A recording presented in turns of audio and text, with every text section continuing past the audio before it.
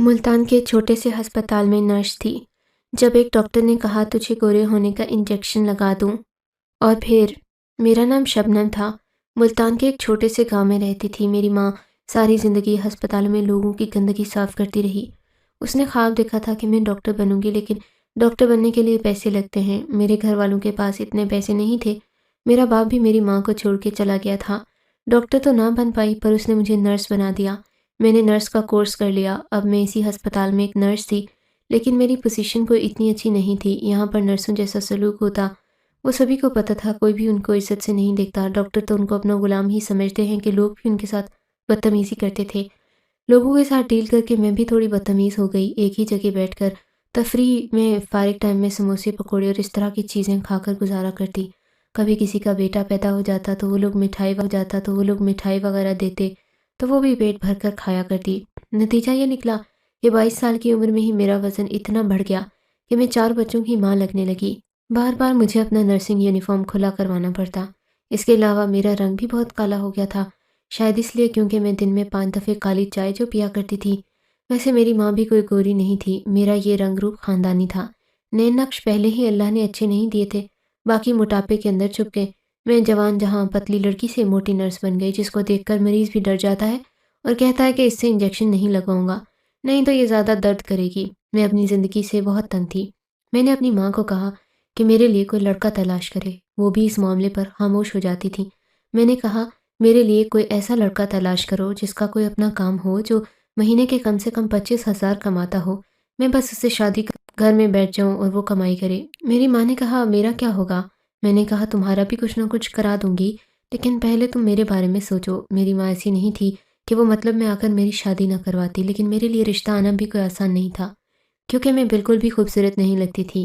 میری ماں نے کہا ٹھیک ہے، میں اپنی سہیلی سے کہتی ہوں، وہ لوگوں کے رشتے کرواتی پھرتی ہے، تیرے لیے بھی کوئی رشتہ آ جائے گا۔ جب 2-4 رشتے آئے تو میں حیران رہ گئی۔ میں جیسی بھی تھی ٹھیک، کم سے کم کواری تھی، میری عمر ہی کیا تھی، لیکن میرے لیے رشتے ایسے آ رہے تھے جو میرے باپ کی عمر کے تھے۔ اس میں کچھ ایسے تھے جن کی یہ دوسری شادی تھی۔ میں حیران رہ گئی۔ میں نے اماں کو کہا ایسے رشتوں کے لیے ہاں کیوں بولتی ہے؟ میں 22 سال کی لڑکی ہوں، اس مرد سے شادی کروں جو 45 سال کا ہو؟ تو یہ کیا کر رہی ہے ماں؟ تجھے خود احساس نہیں ہو رہا؟ میری ماں نے کہا تو 22 سال کی ہے، لیکن تو کہاں سے 22 سال کی لگتی ہے؟ میری ماں کے سامنے زبان بند ہو گئی۔ میں ساری راہ ایسا رشتہ آیا جو قدرے مناسب تھا۔ لڑکا کوئی 35 سال کا تھا، کم سے کم 40 کا تو نہیں تھا۔ انہوں نے کہا ہمارا بیٹا جو کچھ کماتا نہیں ہے، اسی لیے ہم ایسی لڑکی چاہتے ہیں جو خود سے کماتی ہو، گھر کا کوئی کام نہ کرے لیکن نوکری کرے۔ آج کل تو نرس کی تنخواہ بھی 20-25 ہزار سے زیادہ ہی ہے، اسی لیے ہمیں آپ کی بیٹی کا رشتہ قبول ہے۔ میری ماں نے مجھے خوش ہو کر دیکھا، جیسے کوئی بڑا تیر مار لیا ہے۔ کہا کہ بس ٹھیک ہے، تیرے لیے تو یہی رشتہ مناسب ہے۔ یہ لڑکا بھی 40 سال کا نہیں ہے، ایسے میں ایسے لڑکے سے شادی کرنا نہیں چاہتی تھی جو ساری زندگی میری کمائی کھائے، پھر تو میری زندگی مزید برباد ہو جاتی۔ ابھی تو میں اپنے پیسے کماتی تھی تو کم سے کم اپنے اوپر تو لگاتی تھی نا، بعد میں تو میرے پیسے ہوتے، عیش کوئی اور کرتا۔ پھر ایک دن ایسا ہوتا کہ میں نے اس کے لیے صرف پیسے کمانے کی مشین بن جانا تھا اور وہ کسی اور سے شادی کر لیتا۔ میں نے انکار کر دیا اور کہا اپنے بیٹے کے لیے کوئی اور پیسے کمانے کی مشین ڈھونڈ لیں، لیکن اس لڑکے کی بہنیں تو شروع ہو گئیں۔ انہوں نے کہا کہ ایک تو تمہیں ہم نے قبول کر لیا، اللہ کا شکر کرو، اپنی شکل تو دیکھو ذرا، کرسی پر بیٹھی ہو تو آدھی اس طرف سے باہر نکلی ہوئی ہو، آدھی اس طرف سے، کرسی بھی تم سے پناہ مانگ رہی ہے۔ اپنا رنگ دیکھو، کیسی کالی بلا لگ رہی ہو، تمہیں دیکھ کر تو ایسے لگتا ہے جیسے تمہاری 2 بار طلاق ہو چکی ہے اور تمہارے 8 بچے ہیں۔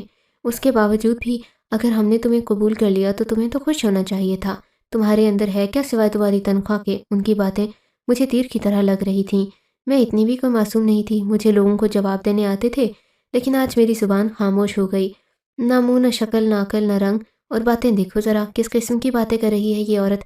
وہ مجھے عورت کہہ رہی تھی اور بار بار کہہ رہی تھی۔ میری ماں بھی خاموش ہو گئی۔ میں نے بالآخر ان کو صرف اتنا کہا کہ یہاں سے دفع ہو جائیں۔ انہوں نے کہا ہاں ہم جا رہے ہیں، ہمارے بعد کوئی نہیں آئے گا۔ واقعی ان کے بعد کوئی آیا بھی نہیں۔ میں ساری رات روتی رہی۔ میری ماں نے مجھے کہا کر لینی تھی شادی، اچھا موقع تھا۔ میں نے کہا یہ اچھا موقع تھا، یہ اچھا رشتہ لگتا ہے آپ کو؟ وہ صرف میری تنخواہ کے لیے مجھ سے شادی کر رہے تھے۔ میری ماں نے کہا تو کر تو رہا تھا نا، کوئی اور بھی تو نہیں ملے گا؟ ان غیر عورتوں نے بھی یہی بات کی تھی، لیکن اتنا دکھ نہیں ہوا تھا۔ اپنی ماں نے یہی بات کر دی تو بہت زیادہ دکھ ہوا مجھے۔ ساری رات میں روتی رہی، لیکن اگلے دن پھر بھی ڈیوٹی پر جانا تھا۔ میری ڈیوٹی تھی، یہاں پر کچھ دوستیں بھی تھیں۔ انہوں نے پوچھا کیا بات ہے، تمہاری شکل سے لگ رہا ہے جیسے تم روتی رہی ہو۔ میں نے کہا کچھ نہیں ہے، ان سب کی حالت یہی تھی، ان کی بھی عزت نہیں تھی گھر میں، ان کے گھر والے بھی ان کو پیسے کمانے کی مشین سمجھتے تھے، لگتا تھا سب کی زندگی ایسی تھی۔ پھر ایک اور بری خبر مل گئی، اس ہسپتال میں وہ ایک اچھے ڈاکٹر صاحب تھے، ان کو ہارٹ اٹیک ہو گیا، وہ اس دنیا سے چلے گئے، بہت ہی اچھے تھے، سب کو بیٹا کہتے، اس لیے بہت افسوس ہو رہا تھا، جانے ان کو کیا ہوا، حالانکہ اتنی نہیں تھی۔ اچھے لوگ اس دنیا سے چلے جاتے ہیں۔ ایک ہفتے بعد ان کی جگہ ایک نیا ڈاکٹر آ گیا، وہ سینئر ڈاکٹر تھا، اس کی عمر 40 سال تو ہوگی، دیکھنے میں وہ بہت اچھا لگتا تھا لیکن کافی سخت مزاج تھا۔ ایک نرس نے بتایا کہ میں پہلے جس ہسپتال میں کام کرتی تھی یہ وہاں پر انچارج تھا، بہت اچھا انسان ہے لیکن اصولوں کے معاملے میں بھی بہت سخت ہے۔ میں نے کہا پھر تو اچھا نہ ہوا، بس جس کے ساتھ اچھا کرے گا اس کے ساتھ اچھا رہے گا، جو برا کرے گا اس کے پیچھے پڑ جائے گا۔ لیکن اس کا کہنا تھا کہ اچھا ہی ہے اور اچھی بات ہے کہ ایک اچھے انسان کی جگہ ایک اچھا انسان آ ہی گیا ہے۔ اس کے بعد میں نے اپنی دوست کو بتایا تو اس نے کہا کہ میں نے تمہارے لیے رشتہ بھیجوں گی، لڑکی کی شکل اتنی زیادہ اچھی نہیں ہے لیکن اس کی کریانے کی دکان ہے، ماں باپ بھی نہیں ہیں، اپنی خالہ کے ساتھ رہتا ہے، وہ خالہ بھی اس کی شادی کروا کے اپنے گاؤں چلی جائے گی۔ میں نے ان سے تمہارے رشتے کی بات چلائی ہے، لڑکی کی شکل پر سمجھوتا کر لینا یار، مرد تو سارے ہی ایک جیسے ہوتے ہیں، مرد کو مرد ہونا چاہیے، شکل تو کم لوگوں کی ہی اچھی ہوتی ہے۔ میں نے کہا ٹھیک ہے، مجھے قبول ہے، مجھے یہ بھی منظور تھا کیونکہ مجھے بس کسی ایسے انسان سے شادی کرنی تھی جو مجھے اپنی ذمہ داری سمجھے اور میرے لیے پیسے کمائے۔ اس ڈاکٹر کا نام ڈاکٹر سمیع تھا اور یہ بات چیت سے تو اچھا انسان لگتا تھا، ہر وقت اس کے چہرے پر مسکراہٹ ہوتی۔ میں نے بھی دنیا دیکھی تھی، مجھے ایسا لگ رہا تھا یہ سب کو ٹٹول رہا ہے، ڈاکٹرز کی کمائی اچھی ہوتی ہے، ساری دنیا بھی یہی سمجھتی ہے کہ بہت زیادہ پیسے کماتے ہیں، لیکن یہ سرکاری ڈاکٹر تھا، ہسپتال بھی کوئی اتنا بڑا نہیں تھا، پھر بھی اس نے بہت مہنگی گاڑی رکھی ہوئی تھی اور کپڑے بھی بہت مہنگے پہنتا تھا۔ اس کو یہاں کی چائے اچھی نہیں لگتی تھی، اس لیے اپنے کمرے میں خود ہی چائے کا سامان رکھا ہوا تھا۔ میری سہیلی نے جس رشتے کے بارے میں بتایا تو وہ اتوار کی شام میرے گھر آنے والے تھے۔ میری ماں نے پہلے ہی کہنا شروع کر دیا کہ اس دفعے بھی کچھ برا ہی بول کر جائیں گے تجھے، کیونکہ شادی کرنے کا اتنا شوق ہے۔ میں نے کہا مجھے شادی کرنے کا شوق ہوں، تھک گئی ہوں میں ایسی زندگی سے، نہیں کرنا مجھے یہ کام۔ میری ماں نے کہا بیوقوف، سرکاری نوکری کو لات مار رہی ہے۔ میں نے کہا ہاں، زندگی بھی تو مجھے لات ہی مار رہی ہے۔ یہ لوگ جب گھر آئے، لڑکے کی خالہ نے مجھے دیکھا، لڑکے کی تصویر بھی دکھائی، لڑکا بھی میری طرح کالے رنگ کا تھا۔ مجھے لگا یہاں بات بن جائے گی کیونکہ یہ لڑکا کوئی اتنا خوبصورت بھی نہیں ہے، یہ لوگ بھی کوئی اتنے امیر نہیں ہے، لیکن اس نے کہا کہ نہیں، ہمیں آپ کی لڑکی پسند نہیں آئی، ہمارا بیٹا راضی نہیں ہوگا۔ معذرت، مجھے آج غصہ آ گیا، میرے صبر کا پیمانہ لبریز ہو گیا۔ میں نے کہا اپنے بیٹے کی شکل دیکھیں، عمر دیکھیں، رنگ دیکھیں، اس کا پیٹ کیسے باہر نکلا ہوا ہے۔ آپ کسی کے گھر جا کر کسی کی بیٹی کو دیکھ کر یہ سب کہہ رہے ہیں کہ ہمیں آپ کی بیٹی پسند نہیں ہے، آپ کو شرم آنی چاہیے یہ سب کچھ کہتے ہوئے۔ دیکھا جائے تو عورت کا قصور بھی اتنا نہیں تھا جتنا اس سے پہلے والی عورتوں کا تھا، اس نے کوئی اتنی بڑی بات بھی نہیں کی تھی جتنا مجھے لوگوں نے سنایا تھا، لیکن میرا سارا غصہ اس پر ہی نکل گیا۔ اس نے کہا تم اپنی شکل دیکھو، اپنا پیٹ دیکھو جو باہر نکلا ہے، تمہاری عمر 22 سال ہے، اس کا کیا ثبوت ہے؟ لگتی تو تم بھی 35 سال کی ہو، اور وہ مرد ہی کیا، مرد کی تو کمائی دیکھی جاتی ہے، شکل نہیں دیکھی جاتی۔ میرے بیٹے کی کریانے کی دکان ہے، جیسے بھی حالات ہوں کم سے کم بھوکا تو نہ مارے گا اور نہ اپنے بیوی بچوں کو مرنے دے گا۔ تم تو کہہ رہی ہو شادی کے بعد نوکری بھی نہیں کروں گی، تو پھر تم ہو کس کام کی؟ اپنی شکل دیکھتی نہیں ہو، لڑکوں کی ماں کو اپنے گھر بلا لیتی ہو۔ توبہ توبہ، کیسا زمانہ آ گیا ہے، اتنا وقت برباد ہوا میرا۔ تمہاری تو بھائی ابھی سے ہی گز بھر کی زبان ہے، میں تمہارے ساتھ کیا کروں گی؟ آج میرا صبر اس قدر ٹوٹ گیا تھا کہ میں نے ان کے سامنے ہی رونا شروع کر دیا۔ یہ جملہ کتنا تلخ ہے کہ ہمیں آپ کی بیٹی پسند نہیں ہے، لیکن یہ جملہ اتنے ہی آرام سے بول دیا جاتا ہے جیسے یہ کوئی بات نہیں۔ وہ عورت وہاں سے چلی گئی، اس نے مجھے روتے ہوئے دیکھا تو شاید اس کو خوشی مل رہی تھی۔ میری ماں نے بھی سب کچھ چھوڑ دے، تو اللہ پر چھوڑ دے، اللہ بیٹھا ہے نا اوپر، وہ سب ٹھیک کر دے گا، سب کچھ ٹھیک ہو جائے گا، تیرے لیے خود ہی کوئی رشتہ آ جائے گا۔ میں آج پیر صاحب کے پاس جاتی ہوں، ان سے تعویذ لے کر آؤں گی، رشتہ خود چل کر گھر آئے گا۔ تو کیوں اپنا دل چھوٹا کرتی ہے؟ میں نے اماں کو کہا اپنا ایمان خراب نہیں کریں، دنیا ہی ایسی ہے، کچھ نہیں ہونے والا یہاں پر۔ آج کل بہت اداس رہتی تھی، ذرا سی بات پر مجھے غصہ آ جاتا، چھوٹی چھوٹی باتوں پر میں رونا شروع کر دیتی، میرا دل ہی ایسا ہو گیا تھا۔ رشتے سے تو اب میری توبہ تھی، پر یہ سوچ کر پریشان تھی کہ ساری زندگی اسی طرح گزر جائے گی۔ ایک دن ڈاکٹر سمیع کے ساتھ میری ڈیوٹی لگ گئی، میرے ہاتھ سے کوئی چیز گر گئی، مجھے لگا ڈانٹیں گے مجھے، لیکن انہوں نے کچھ بھی نہیں کہا۔ میں پھر بھی رونے لگی۔ انہوں نے کہا کیا ہو گیا ہے تمہیں، رو کیوں رہی ہو، سب ٹھیک تو ہے؟ میں نے کہا نہیں، کچھ نہیں ہے، بس زندگی ہی ایسی ہے ہماری، کیا کریں۔ انہوں نے مجھے کہا کہ کیا بات ہے؟ میں نے کہا نہیں، آپ کیا کریں گے؟ انہوں نے کہا اچھا کچھ نہیں کر سکتا، کم سے کم تسلی تو دے دوں گا میں تمہیں۔ میں نے ان کو ساری بات بتا دی کہ یہ سب کچھ ہو رہا ہے میرے ساتھ، دنیا صرف خوبصورت دکھتی ہے، اب میں خوبصورت نہیں ہوں تو میں کیا کروں؟ جب میں خوبصورت تھی तब तो मैं अपने घर को चलाने में लगी थी, फिर अपना ख्याल रखना ही छोड़ दिया। वज़न कम करने की भी कोशिश की, मुँह पर हज़ार तरह की क्रीमें लगाईं, लेकिन मेरा वज़न कम होता है ना चेहरा गोरा होता है। इस बात पर डॉक्टर हँसने लगे, वो मुझ पर हँस रहे थे। मुझे ये लगा, उन्होंने कहा कि मैं तुम पर नहीं हँस रहा, पागल तुम्हारी सोच पर हँस रहा हूँ। आजकल ना तो कोई पतला होने के लिए वर्जिश करता है, ना ही कोई अपने मुँह पर क्रीम लगाता है। मैं हैरान रह गई। मैंने कहा तो फिर ये लोग अचानक से पतले कैसे हो जाते हैं? अचानक से गोरे कैसे हो जाते हैं? टीवी में हमने यही देखा है। इन्होंने कहा यही तुम्हारे सवाल का जवाब है। अचानक से ना तो कोई वर्जिश करने से पतला होता है, ना ही कोई दुनिया की क्रीम आपको गोरा कर सकती है। मैंने कहा फिर ये लोग क्या करते हैं? इन्होंने कहा ये लोग पतले होने के लिए और गोरा होने के लिए टीके लगाते हैं, इंजेक्शन लगाते हैं जो बहुत ही महंगे होते हैं और बहुत ही काबिल डॉक्टर लगाते हैं, बहुत कम अरसे में अपना असर दिखाते हैं। अगर क्रीमों को लगाएंगे तो सिर्फ मुंह सफ़ेद होगा, बाकी जिस्म तो काला ही रहेगा। लेकिन ये जो एक्टर होते हैं इनका तो सारा जिस्म गोरा हो जाता है क्योंकि ये टीके लगाते हैं। डॉक्टर की ये बात भी ठीक थी, उसके अंदर कोई शक की गुंजाइश नहीं थी, बिल्कुल ठीक कह रहा था। इस तरह अगर पेट की वर्जिश करोगे तो सिर्फ पेट कम होगा, टांगें मोटी रहेंगी, या टांगों की वर्जिश करोगे तो पेट मोटा रहेगा। इनका सारा जिस्म 1 महीने में ठीक हो जाता है क्योंकि वो इसके लिए इंजेक्शन लगाते हैं। मैं खुद ये काम करता हूँ।